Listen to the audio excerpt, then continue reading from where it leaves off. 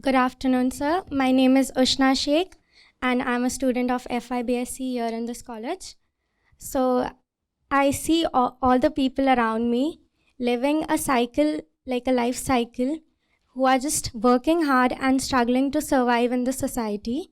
So my question is, how to actually live and not just survive? So like when I'm on my deathbed, I know that my life was worthy enough. Girl, you're asking for just too much. Huh?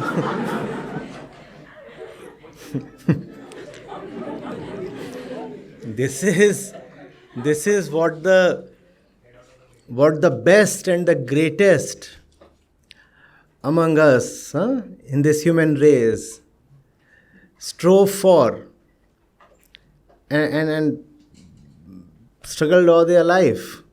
So that's what you're asking for. I'm really glad. Wonderful. Sit. So, how to live and not just survive? Wow. What does it mean to just survive?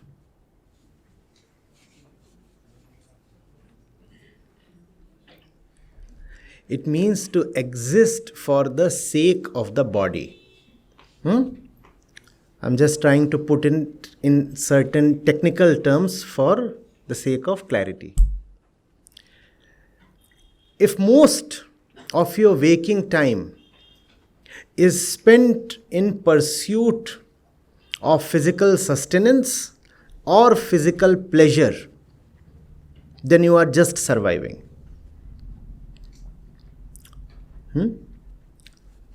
6 to 8 hours we sleep.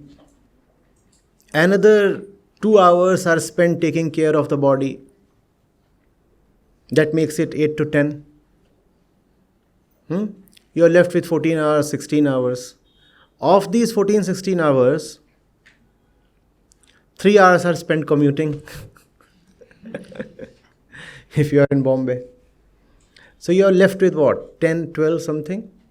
Of these 10, 12 hours, if you are spending 80-90% just taking care of your livelihood or trying to maximize your physical pleasures, then you are just surviving. What's common between just striving for livelihood and maximizing physical pleasures?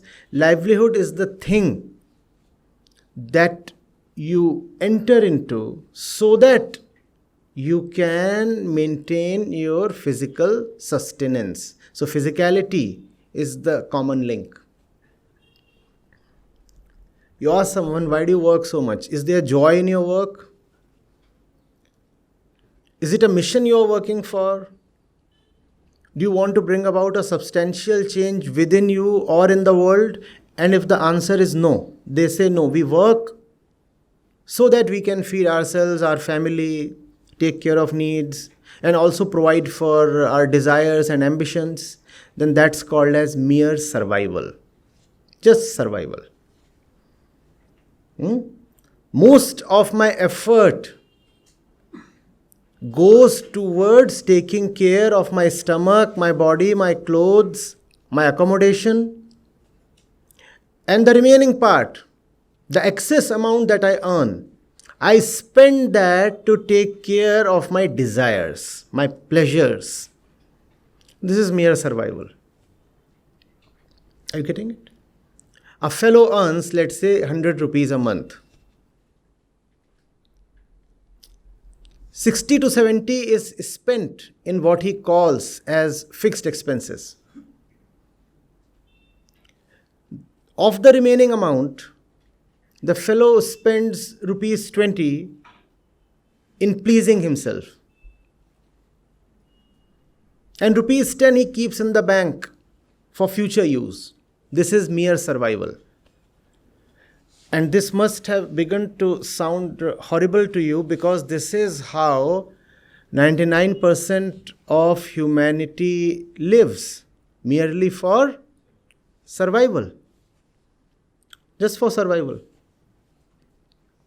What is real life then? Real life is when the body, the physicality, is not the end but the means. To live to feed the body is much the same as buying a car to keep refueling it. What does the car do? It goes from the home to the fuel station and comes back to the home. The car moves so that the car can be fueled. The fellow goes to office so that his stomach can be fueled. He goes to office so that he can enough for his stomach, both the stomachs. The physical stomach and the mental stomach. Why does the fellow go to his office? So that the stomach can be fueled. Is much the same as buying a car so that it can be taken to the petrol pump to fuel it. The car goes nowhere else. It goes only till the petrol pump. Or it goes till the garage so that it can be serviced. What's the point in buying and maintaining such a car? It takes you nowhere. There is no destination it can bring to you. Similarly, what is the point in having this body? If the entire life has to be spent just servicing this body, and by body, I mean both the physical body and the mental body, just as the stomach is both the physical stomach and the mental stomach. And the mental stomach, we all know, is hungrier than the physical stomach. Are you getting it? What is the point in having the body? By body, I mean the body and the mind. If the entire life you are working just to feed the body and the mind, how does the body demand to be fed? Through food, through clothes, and through shelter. These are the three things that the body wants. How does the mind demand to be fed? Infinite appetite. Unending desires. Both of these keep demanding, please feed us, please feed us. The body says, give me a better house, give me better clothes. The mind says, that's what I want to have. That next thing remains to be achieved. I must have that. And life is spent just servicing the body-mind complex. It's been 10 years since you bought that car. And it has never taken you anywhere else. And there is so much in the world, great and beautiful, that you must go to. But your car takes you nowhere because all your time you are just servicing the car. The car is of no use to you. Instead, you are being used by the car. You do not own the car owns you. You are a slave to the car. Similarly, we are mostly slaves to our car. This is our car. You have been gifted with this so that you can use this to reach somewhere in life. Instead, we act as slaves of the body. Don't we, usually? The body decides what we'll do. And body means body-mind. The body and the mind decide what you ought to do. And the mind is nothing but an outgrowth of the body. Our desires, our thoughts, they arise from our physicality, don't they? Your hormones shift a little and your mood shifts. Does that not happen? So what you call as your mental emotions are nothing but physical things in motion. So of what use is life then? If all you have to look for is physical, mental security and fulfillment of blind desires. You live when there is something beyond physicality to live for. Do you have that? As young people, this question should be very, very important to you. I do not know whether we'll ever meet again. I do not know whether my words will mean anything to anybody at all, but if even one person here finds some significance in what is being said right now, the very center of life within will experience a change. I meet 25 and 35-year-olds now, and they say that it's probably too late. Why couldn't we meet you when we were in college? And every day there are like hundreds and thousands of messages, emails. Sir, what you are saying is perfectly right, but it's just too late for me now. I'm 30. Fortunately, you are not yet 30. So you are just in the right place to decide what your life is for.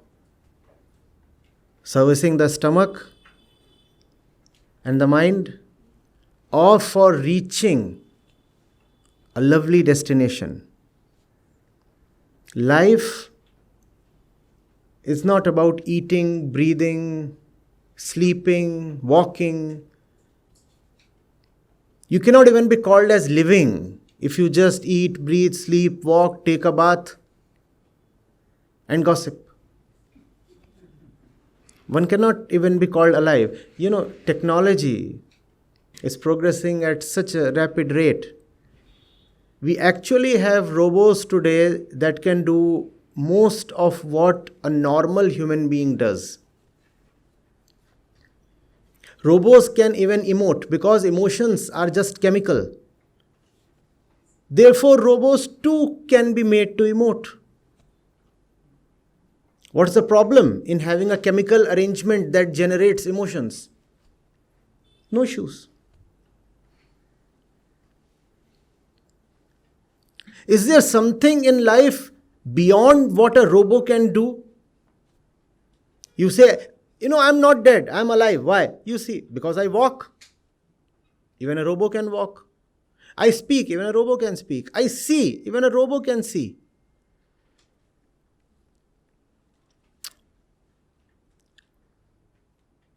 I love, but that's simply chemical attraction. Even a robo can be made to experience that. Just Google and you will find robots falling in love. They have been programmed to fall in love, just as we have been physically programmed to fall in love. There is no consciousness in our love. It's just material attraction and repulsion, like iron pieces to a magnet. Are you getting it? Can there be something in life beyond robotic? If we have a robo sitting here, it will register everything that I'm saying. In fact, using machine learning, using artificial intelligence, the robo will actually be able to prepare a very intelligent map of what has been said. It will be able to tell how one part of my response to one question mapped perfectly with another seemingly different part of response to a different question. You'll find it difficult to do. The robo will do it better than you can. In some sense, if the robo sits here, it's gathering my words better than you can. What is it then about a human being that qualifies it, or him or her, to be called alive? What is that? What is that? And that's something we need to have.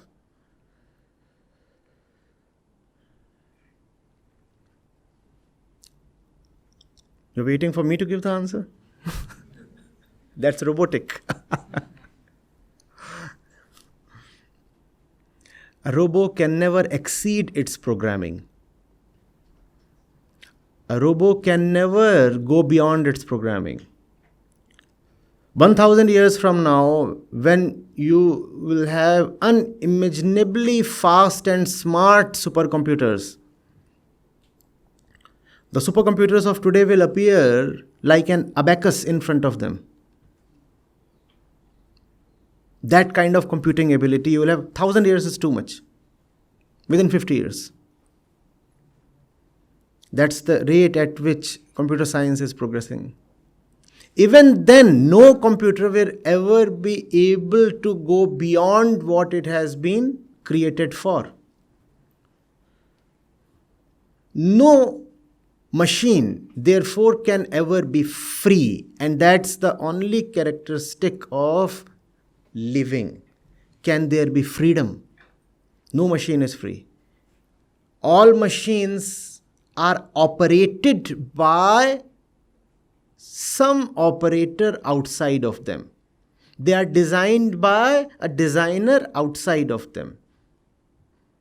They are programmed by a programmer outside of them. They therefore cannot be free. Can you be free? And if you can be free, then you have lived. Otherwise, you have just existed and survived. Like a piece of flesh. They're the bacteria, fungi, insects, the whole lot of animals, they all exist, don't they? And there's nothing wrong in their existence because they are not even supposed to be free. They don't even want to be free. But human beings, if we are not free, something within us keeps weeping, does it not? You can very coolly have dogs as pets and kitten. And if you feed them well and if you treat them well, they'll never go away. Even if you push them out of your house, you'll find them returning. Right? And you take them out for a walk.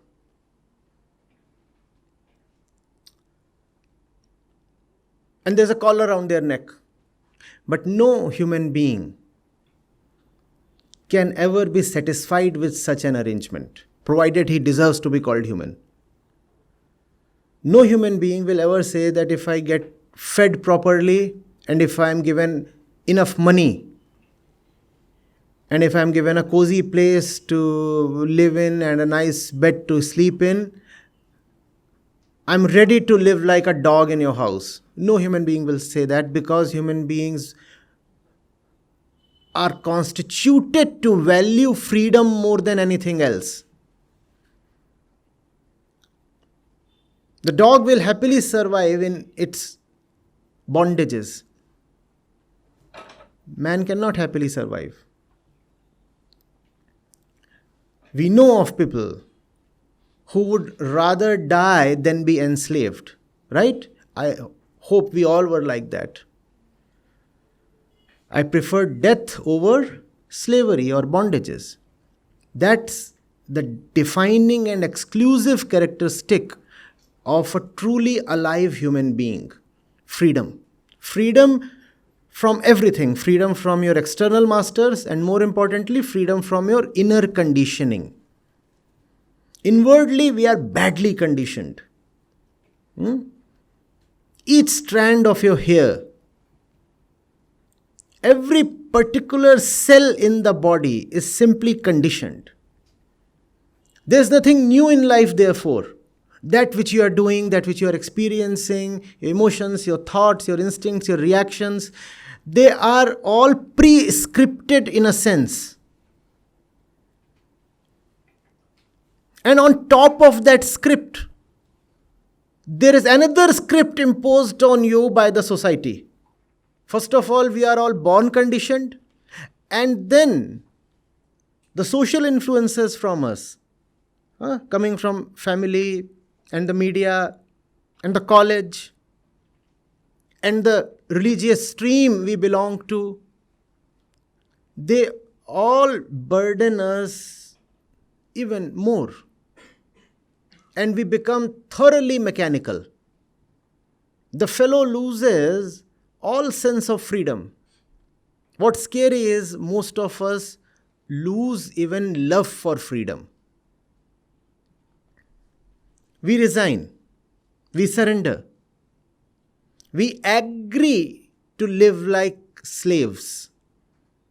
We start calling the master's orders as our own thoughts and desires.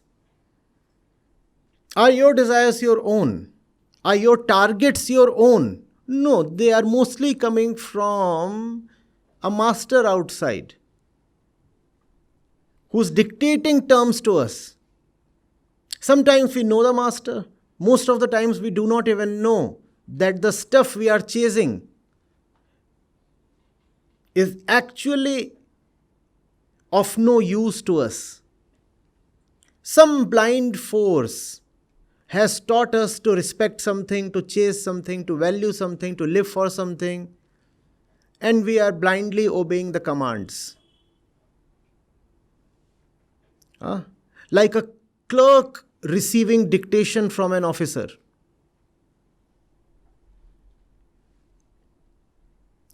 Like a master commanding the dog to fetch the newspaper.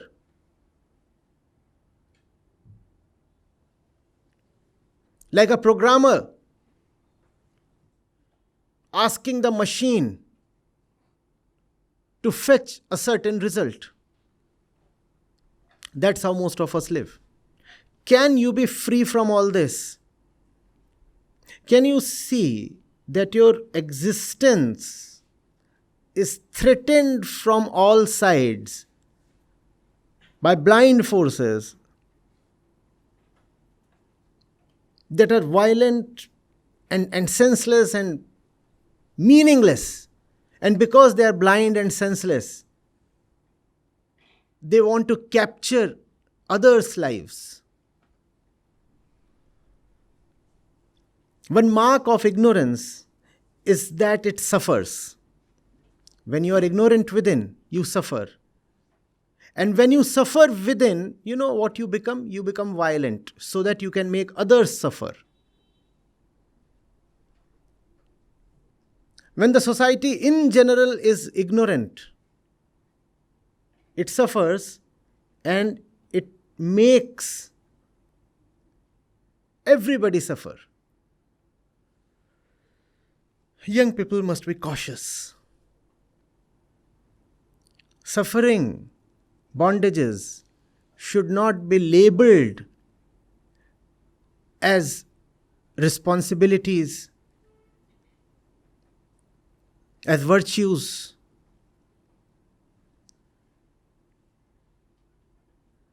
As sanctimonious stuff.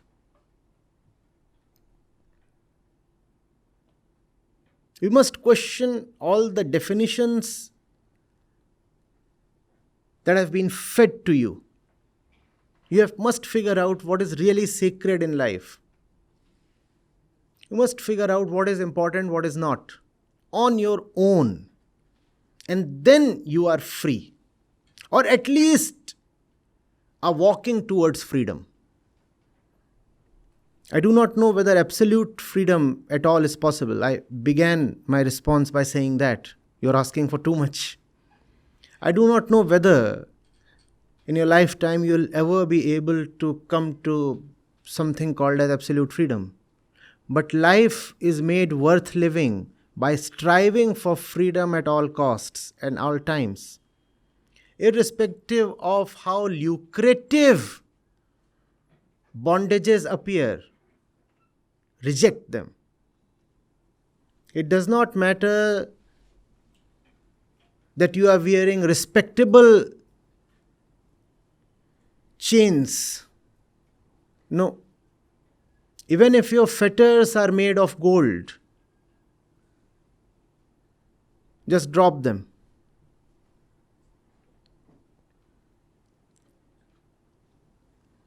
Are you getting it?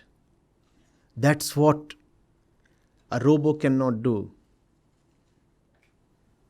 If I ask a robot, are you getting it? It will just look into the code and database to figure out what to say when somebody asks, are you getting it? And if it finds nothing there, error. Or bad input. That's how machines respond. So are you getting it?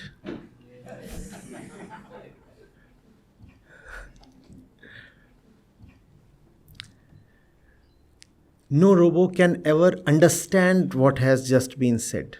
It can comprehend but not understand. Not today, not 100 years from today. Do you understand? Yes. The difference between comprehension and understanding? Yes. To understand is to live it. When you understand freedom, then you drop your bondages and you start living freedom. Comprehension means, oh, I know what those words imply. So if you can know my language, if you can turn active voice into passive voice, if you can translate what I said from English to German or to Hindi, you have comprehended. But comprehension means nothing. Understanding means living. Comprehension simply means intellectual translation. Intellectual translation never helps anybody. There are so many people who know so much intellectually. It doesn't change their lives. But to understand is to commit to what you have known to be true. Now that I have understood, I'm living it. And that's what a machine cannot do. If I speak of freedom to a robot, it cannot drop its programming. 1,000 times I'll speak of freedom to a robot or to a computer, it will still remain programmed. And that's how human beings are human beings. It is possible for you to go beyond your programming. It is possible for you to be free. It is possible for you to understand. Do you choose to understand? That's an unfortunate ability bestowed on us. Choice. Why unfortunate? Because typically we choose the wrong option.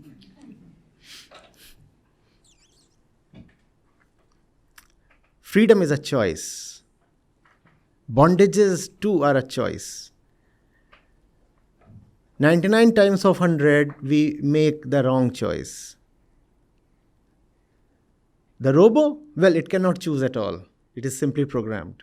And even if it will choose, the choice will come from the programming. True? Can we make the right choice? We'll have to live rightly then. Right choice is not just about uttering something from the mouth or nodding your head. It's about beginning to live in a free way, from the center of freedom.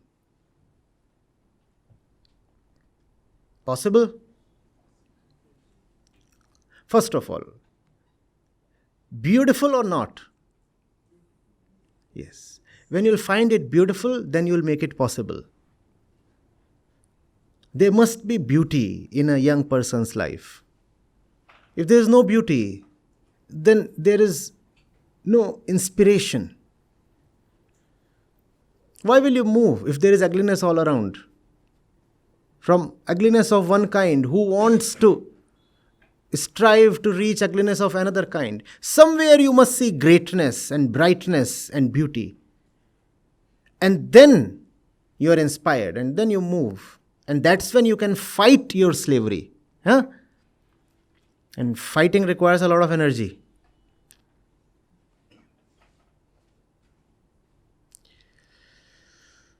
Be strong. Okay, so I'm Manojendra Chaudhary. I'm in the Department of Physics. You see, just as a corollary to what you just said, I want to ask, a robot doesn't have ego. So now what is the intersection between the urge to be towards freedom and your ego? You could say the robo does have an ego planted into it by its designer. Therefore, the ego of the robo is totally in bondage and therefore choiceless. You could either say the robo has no ego, and that would be perfectly correct. Or you could say the robo has an ego, a sense of I. What is ego? A sense of I. I. The robo has an ego that cannot choose. We utter I. We utter I exist, I am. And this I amness could either be robotic or real. It is robotic when your I amness is dependent on others. And if you feel threatened that if the other disappears or withdraws, the I amness itself will disappear. That's the slave ego. For example, I am rich.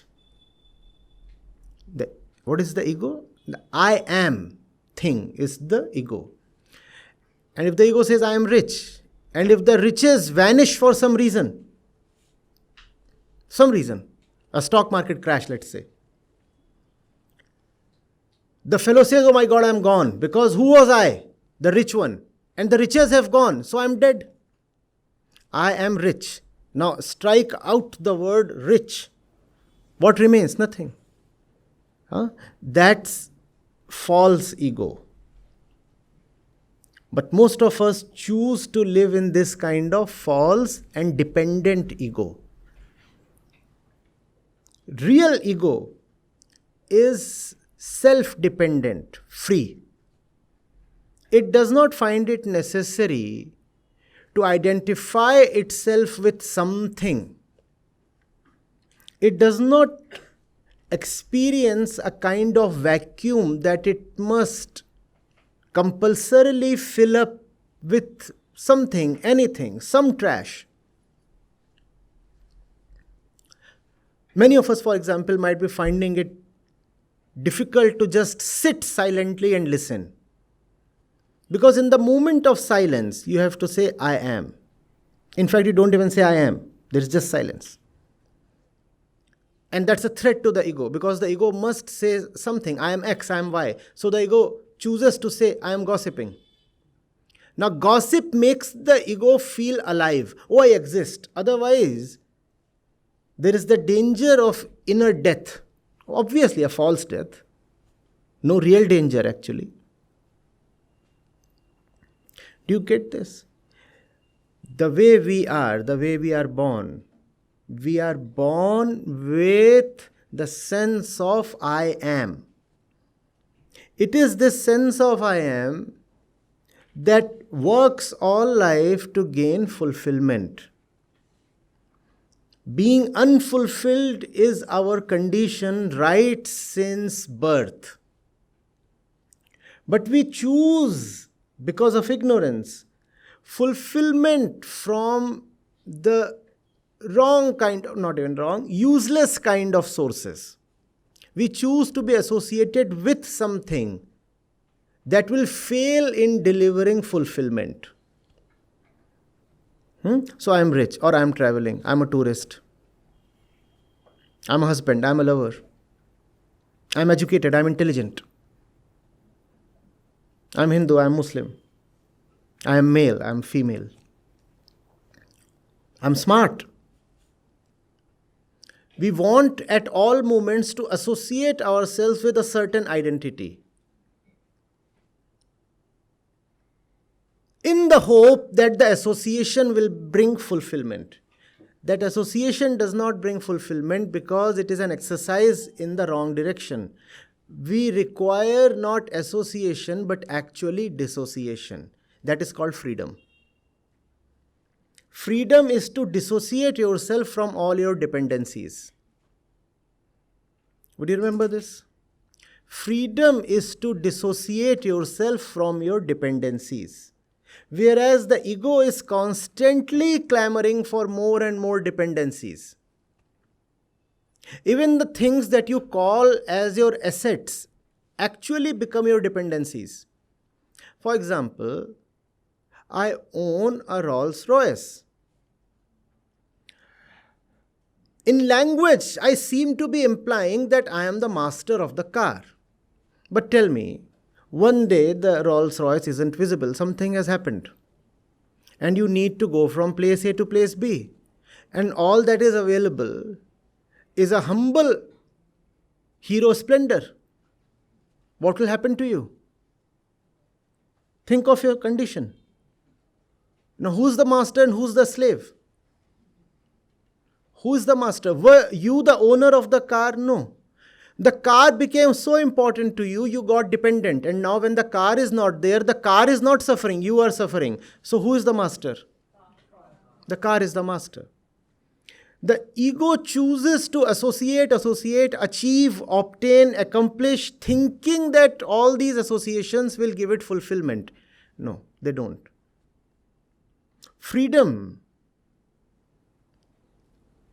comes from dissociation. And dissociation does not mean that you throw your Rolls Royce away. Freedom simply means that internally you are not dependent on the car for your identity. The car is there if it needs to be. I don't think mostly it needs to be there, a Rolls Royce kind of thing. But even if it is there, it is at your periphery, mental periphery. It does not become so important to you that you keep it at the center of your life. Similarly with persons. You start idolizing someone. You call someone as your role model, and that person becomes so important to you. Or, because I'm talking to young people, you fall in love. And that person becomes your entire universe. If not the entire universe, at least the center of your universe. That's the way of the ego. To depend. To constantly experience a hollow and look towards the world to somehow fill up that hollow. Can this fill up my hollow? I want to attain this. So I'll work very hard to earn money to have this, hoping that this will reduce my feeling of being unfulfilled. Rolls Royce, a higher degree, a better paying job, a bigger house, a new boyfriend, all these are in the same category. The ego is using them to somehow get rid of its state of incompleteness. But these efforts do not succeed. What the ego really wants is freedom, not association. More associations will not make you feel better.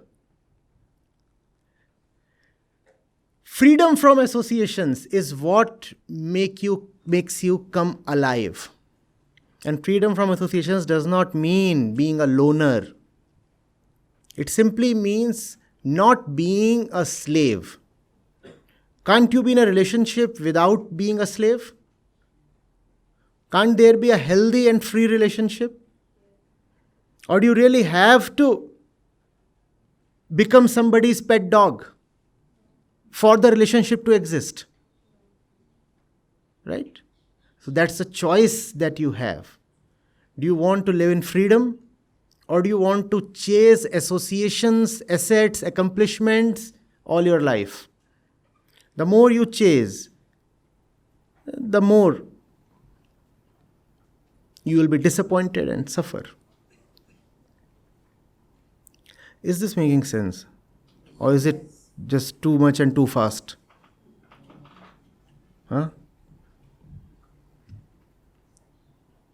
Not sure.